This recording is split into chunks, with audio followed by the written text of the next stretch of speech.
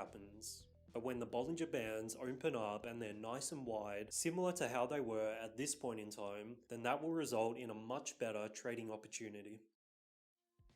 If you enjoyed today's video, then feel free to subscribe below and hit the like button, as it really helps the channel out. Happy trading!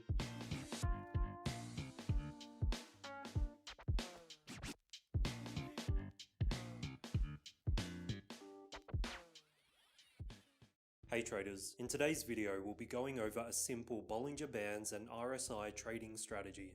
Let's get right into it. So the first step of this strategy is going to be setting up the Bollinger Bands properly. So click on Indicators, search for Bollinger Bands, and then click on this search result. Now we're going to have to make a few changes to the Bollinger Bands so that they work better for this strategy. So let's do that now. So double click on the Bollinger Bands to bring up the settings. The first thing I'm going to do is remove the background, since it's not really needed for this strategy. So simply click on this button and slide the opacity all the way down to 0%.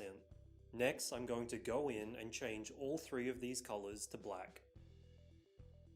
Okay, now let's adjust the input settings for the Bollinger Bands. So the first setting we're going to change is the length. So for those traders who don't know, the Bollinger Bands are made up of 3 lines. The middle line is simply just a moving average, which takes the average of the previous candlesticks and plots them as a line on our chart.